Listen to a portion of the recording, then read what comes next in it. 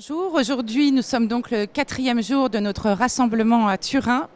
Nous avons la joie d'accueillir Monseigneur Rouget, évêque de Nanterre, et Monique et Jean Dubré, nos responsables nationaux des équipes Notre-Dame, France, Luxembourg, Suisse.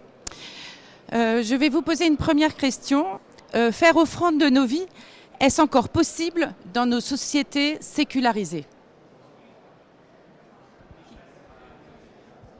Eh bien écoutez, nous pensons sincèrement qu'avec l'aide de Dieu, cette perspective est possible.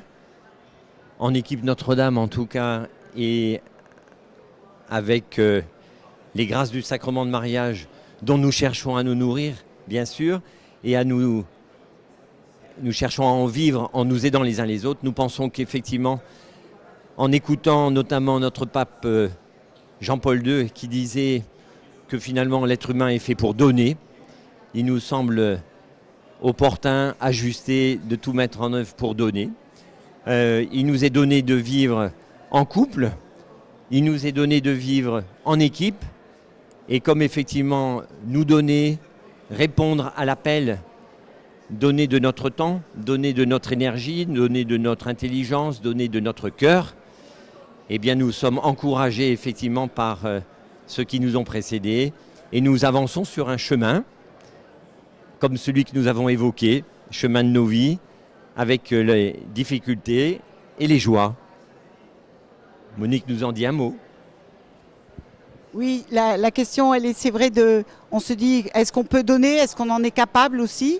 Mais en fait, on se rend compte que, certes, on se sent bien petit, mais quand on est appelé par le Seigneur, il nous rend capables dans les missions qui nous sont demandées, et on a la grâce de recevoir les ingrédients dont on a besoin pour se donner, pour être au service.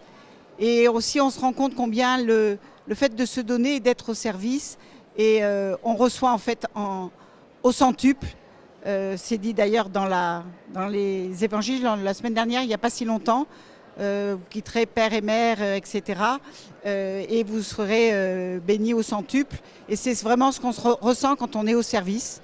On donne, oui, mais on reçoit tellement plus. Monseigneur ?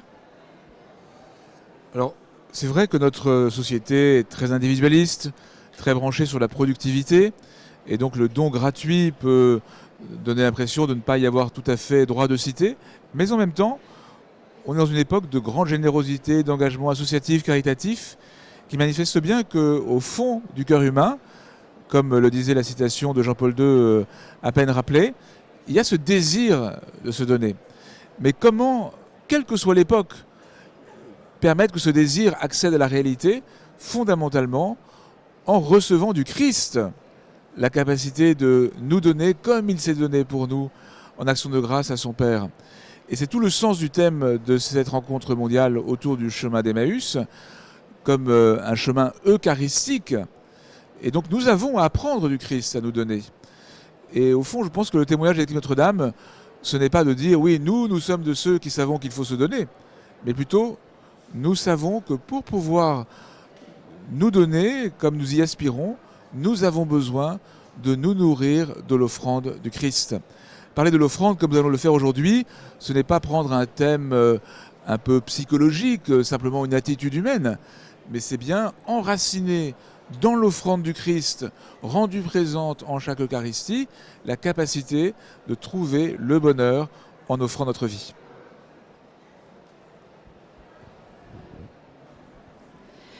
Merci.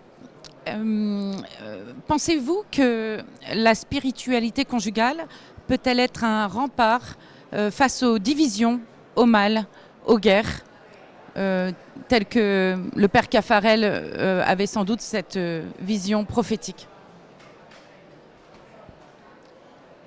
Je pense que pour faire rempart au mal et aux guerres et aux divisions, la première des cellules, c'est la cellule conjugale et la cellule familiale.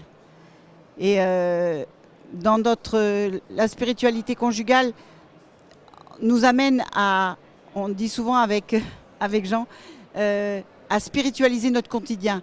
En tant qu'individu, quand on se marie, il faut apprendre à conjugaliser son quotidien, c'est-à-dire à vivre les choses à deux. et à penser à deux, à penser réciproquement. Et après, dans la spiritualité conjugale, c'est vraiment mettre vraiment présent le Christ au quotidien avec nous, et les points concrets d'effort ou les points d'appui de progression qui nous sont demandés aux équipes Notre-Dame nous aident à travailler justement ce lien, un lien d'unité, un lien de compréhension, d'écoute, et c'est la base pour éviter déjà les conflits et les violences au niveau familial, au niveau de la société, dans notre milieu de travail, dans notre voisinage, déjà dans notre premier cercle de relations.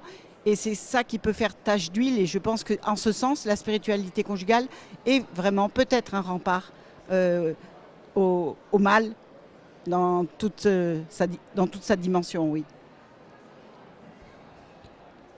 Une entreprise bien ambitieuse, effectivement, comme le dit Monique, qui commence dans la famille et dans notre environnement. Et aux équipes Notre-Dame, nous avons l'habitude de dire maintenant que nous avons deux poumons, l'oraison et les intercesseurs. C'est-à-dire qu'en cheminant avec le Seigneur, effectivement, en l'interpellant, en le mettant dans le coup et en apprenant de lui, en priant et en sollicitant la prière des autres par la voie de l'intercession qui est répandue effectivement, dans laquelle chacun peut intervenir s'il le souhaite, avec les intercesseurs, tout particulièrement aux équipes. Alors effectivement, nous pouvons faire petites cellules d'église dans nos familles, et comme nous sommes à partager tout cela à l'échelle mondiale, toutes ces petites cellules d'église, avec l'aide de Dieu, nous aideront peut-être et certainement à transformer le monde. C'est ce que nous espérons, c'est notre espérance en tout cas. Hier, nous avons eu la joie d'une rencontre avec près de 800 équipiers français sur les 1200 présents à Turin. Et il m'avait été demandé de parler du témoignage de paix et d'espérance que les équipiers étaient appelés à donner dans notre société contemporaine, tellement fracturée, y compris en France en ces jours-ci, nous le savons bien. Et je crois que, de fait, les chrétiens, les couples chrétiens, les familles chrétiennes en particulier, ont à cultiver les liens de communion qui peuvent faire tache d'huile dans notre société et qui annoncent le royaume de justice et de paix qui vient et vers lequel nous marchons. Et cette dimension de communion, nous allons la méditer dans le parcours de la semaine après-demain, je crois, ou demain. Et il me semble à nouveau qu'il faut bien comprendre la communion d'abord comme un don de Dieu à cultiver. C'est parce que nous communions au Christ en son Eucharistie que nous sommes vraiment en communion les uns avec les autres pour former son corps, et que nous pouvons vivre en état de communion rayonnante dans tout ce qui fait notre vie. Ça passe par le fait de cultiver la bienveillance.